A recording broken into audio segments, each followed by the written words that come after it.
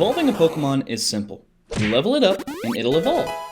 But that isn't always the case. In the latest generations of Pokemon games, evolution methods have become increasingly more strange. I guess after 20 years, the Pokemon company thought that the classic leveling up was getting a little stale and thought they should introduce some freaky new ways to evolve Pokemon. So this video will be all about those obscure and wacky ways that certain Pokemon can evolve. One important step before we dive in is to define what an obscure evolution method actually is. And the definition is simple. Any evolution method that is not used more than once. This excludes the methods that are more uncommon, yet are used on different Pokemon, such as items, day and night cycles, and friendship. The story of weird evolutions doesn't start until Generation 3, and even at that, there wasn't an abundance of them either. Going in Pokedex order, Nincada is the only Pokemon who can evolve into 2 Pokemon at the same time. It does evolve into Ninjask normally by level up, but has specific conditions that need to be met to acquire Shedinja, being the need for a spare Pokeball in an empty party slot. If you don't have those, no Demon Bug Husk for you. I honestly thought about making this an honorable mention since you don't even get the evolution screen, but then I thought about it and realized the lack of an actual screen honestly makes this even more obscure, and most worthy of starting out the list. This next entry has a little bit more style to it. Feebas evolves into Milotic when leveled up with a beauty condition of 170 or higher. This is probably one of the more frustrating evolutions to do on this list and in the whole series. Finding a Feebas in the very specific tiles that it's exclusive to at a low encounter rate was already bad enough, and using Pokeblocks over and over and over again to raise the beauty stat insanely high was no easy task either. This made Milotic insanely rare and very deserving of being the champion's ace in Pokemon Emerald, and also deserving of the changed evolution method to a simple prism scale in later generations. Now on to Generation 4 with an old Pokemon that got a pre-evolution. Mantyke.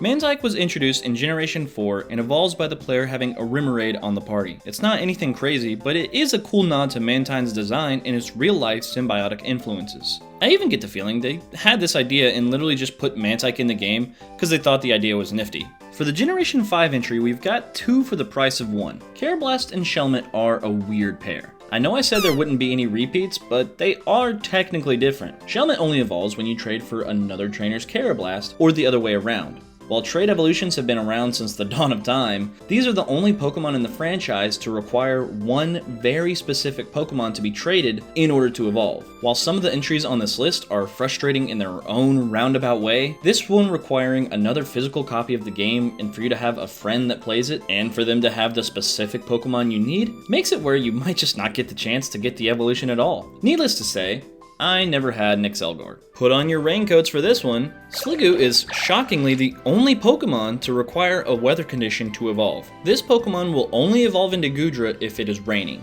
And no, you can't just set up the rain yourself with Rain Dance. It has to be the actual rain that happens naturally in the overworld. While X and Y had fixed places that were pretty much always raining, you need just a little bit more luck in newer games with more erratic weather patterns if you want to get your gooey behemoth. This next entry gets a little topsy-turvy. To evolve Inkay, you need to be willing to go upside down. No, I'm not talking about the creepy place from Stranger Things. I'm talking about physically turning your system completely upside down. The gyroscope will recognize this and will then let your Inkay evolve. Fun fact, this makes Inkay the only Pokemon that cannot evolve if you're playing on a docked Nintendo Switch. You have to go into handheld mode. While unlikely, it's not entirely impossible to stumble across this on accident, and is honestly simple even for how gimmicky it is. Finally, that brings us to Pokemon Sword and Shield, where let's just say they got a little experimental with how different they can make these evolutions. Some are pretty neat, and others are just flat out ridiculous. While some of these are way overly complicated, there's something you can do that's a lot more simple, and that's hitting that subscribe button. Speaking of flat out ridiculous, Runerigus is commonly considered to be the stupidest and most obscure evolution method in the series. Galarian Yamask evolves into Runerigus when the player travels through the Stone Gate in the Dusty Bowl after it has lost 49 HP or more and did not faint in the same battle or since. Not only does it have to be at this one random insignificant rock in Sword and Shield's wild area, but it has to have lost that weirdly specific amount of HP or more. And thank God they added the or more, or else this would have been the single most stupid evolution method, as if it isn't already. While we're talking Galarian forms, Garian Farfetch'd has an evolution method that is actually a lot of fun. It's almost like a self-contained minigame. All you have to do is land 3 critical hits in a single battle. While that sounds like it could be a frustrating and overly luck-based process, there's ways of manually increasing the crit chance, like high crit chance attacks, and focus energy. You have to balance that with not knocking out your opponent. It does actually take some strategy, and it's not difficult to go out of your way to do. With enough luck, it falls into the category of easy enough to stumble across accidentally. And if you're trying to do it, it's like a fun minigame, as I mentioned before. Look, luck-based minigames can be fun too. Sometimes. Let's step into the kitchen for this next one, Milcery. Milcery is the only Pokemon you have to cook in order to evolve. Okay, that might be a bit of a stretch, but just hear me out. If you give Milcery an item called a sweet, which has several variations, it won't evolve on the spot, but you have to spin your character and strike a pose. But it doesn't stop there. Depending on a bunch of factors like the sweet it's holding, how long you spin for, and the direction of the spin, the resulting alchemy can come out as one of a long list of flavors. By whipping the Milcery, you are essentially cooking it, or I guess you could say it's the only Pokemon you have to culinarily prepare for it to evolve, but that just doesn't roll off the tongue quite the same. For this entry, we'll have to go back in time a little. White Stripe Basculin evolves into Basculegion by continuously hurting itself. That sounds really dark, but it's not entirely untrue. Specifically, it evolves after taking 294 recoil damage in total, not counting recoil that causes it to faint. Again, what is with these completely obscure numbers that they decide on?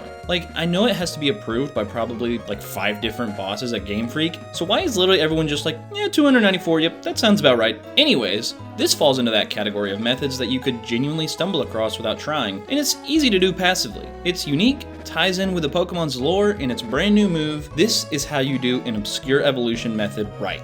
Back to the present day, sort of. We have the entries for Pokemon Scarlet and Violet.